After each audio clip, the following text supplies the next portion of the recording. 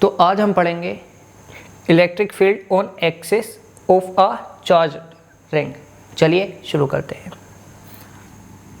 देखो कोई एक ये रिंग है, ठीक है, और इस पर प्लस क्यू चार्ज डिस्ट्रीब्यूटेड है। आप ये मान लीजिए,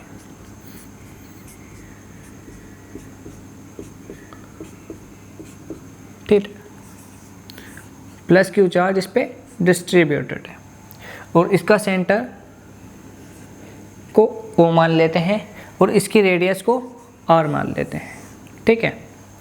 अब देखो इसके सेंटर से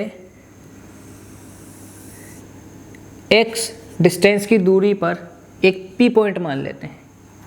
तो अब electric field at P point, वैसे तो जब हम पूरे कोर्सेज पढ़ते हैं तो इसको निकालते हैं, लेकिन अभी हम क्रैश कोर्स पढ़ रहे हैं, इसलिए electric field at P point हम याद रखेंगे।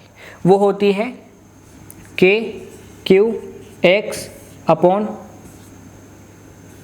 X square plus R square 3/2।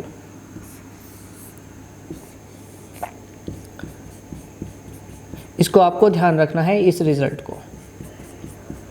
तो electric field due to a charge ring at P point is equals to K Q x upon x square plus R square 3/2। K coulombs constant है, Q charge on ring है, X distance from centre of a ring, ठीक है, और R radius of the ring, ठीक है।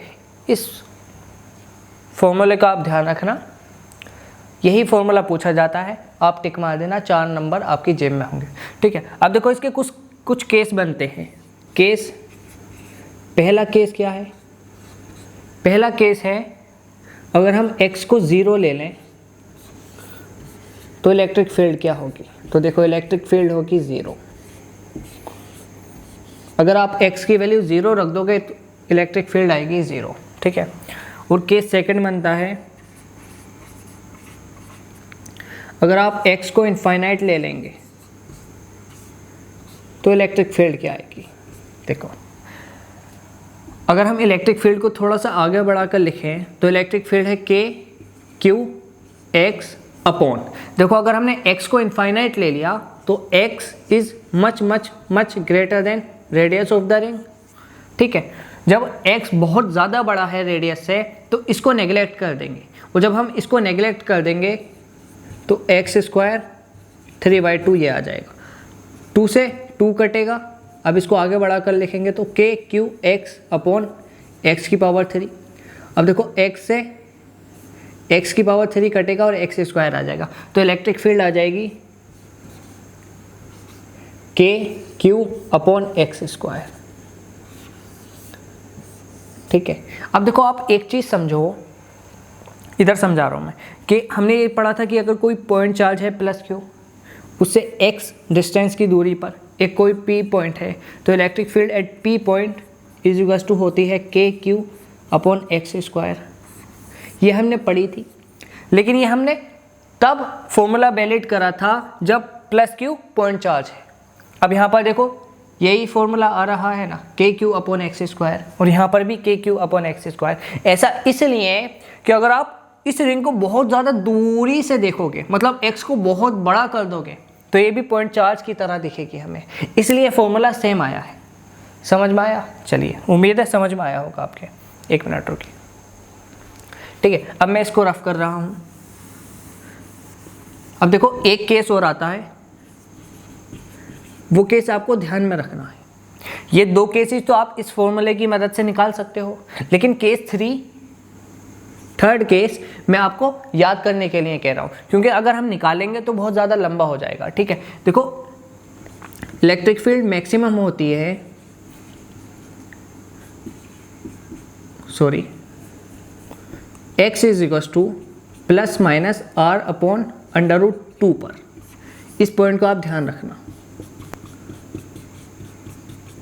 आप formula ध्यान रखोगे, ये 2 पॉइंट निकाल लोगे, लेकिन इस पॉइंट को रटना है, ठीक है, क्योंकि एज इट इज क्वेश्चन पूछ लेते हैं कि चार्ज रिंग में इलेक्ट्रिक फील्ड मैक्सिमम कहाँ होती है, तो आप लिख दोगे प्लस माइनस R अपॉन √2 पर, ठीक है। चलिए 1 मिनट रुको। अब मैं रफ कर रहा हूँ, चलिए।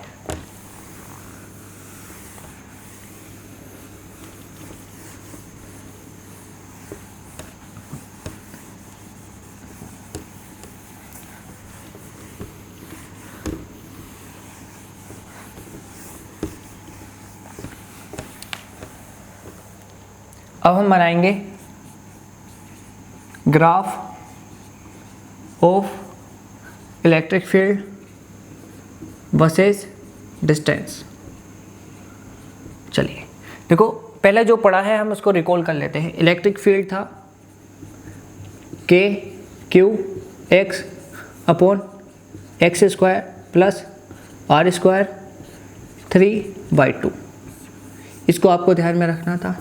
और इसके केस थे, केस पहला था कि अगर हम x को 0 रखेंगे तो इलेक्ट्रिक फील्ड भी 0 आएगी। केस सेकंड था कि अगर हम x को इनफाइनाइट रखेंगे तो इलेक्ट्रिक फील्ड आएगी के क्यू अपॉन एक्स स्क्वायर। और केस थर्ड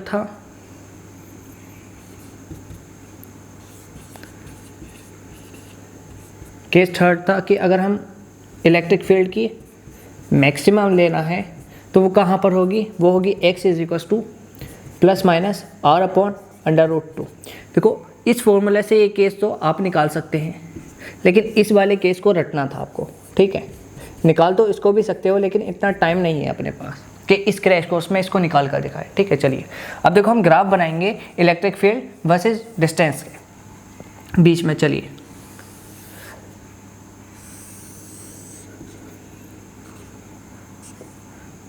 देखो, हम y एक्सिस पर लेंगे इलेक्ट्रिक फील्ड और x एक्सिस पर लेंगे डिस्टेंस, और यहाँ पर बनाएंगे हम एक रिंग।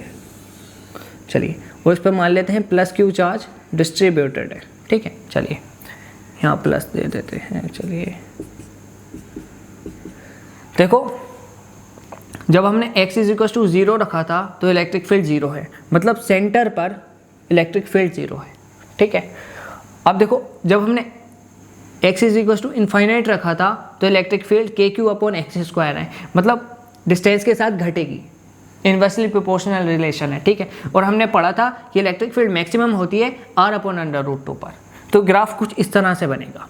और देखो, ये पॉजिटिव चार्ज है ना, तो इलेक्ट्रिक फील्ड की डायरेक्शन इधर होगी, ठीक है। अब जब इधर होगी तो ये पॉजिटिव डायरेक्शन लेते हैं हम। मैंने पहले बताया था कि अगर इलेक्ट्रिक फील्ड की डायरेक्शन इधर होगी तो इसको हम पॉजिटिव डायरेक्शन लेंगे और हम ऊपर बनाएंगे, क्योंकि y एक्सिस में ऊपर पॉजिटिव होता है ना, नीचे निगेटिव होता है। तो ये पॉजिटिव डायरेक्शन है तो हम ऊपर की तरफ ग्राफ बनाएंगे।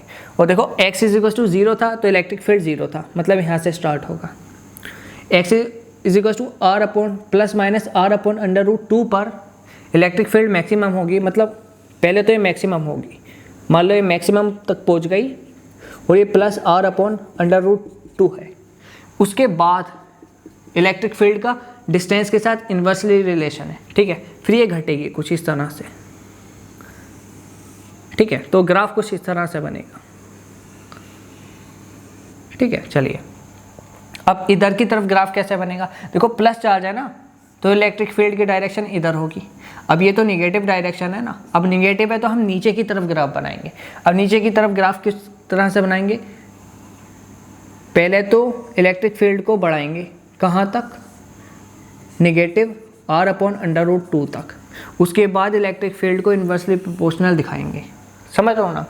आपको उम्मीद है ग्राफ समझ में आया होगा, मैंने हर एक चीज़ को एक्सप्लेन किया है। उम्मीद है लेक्चर अच्छा लगा होगा। Thank you.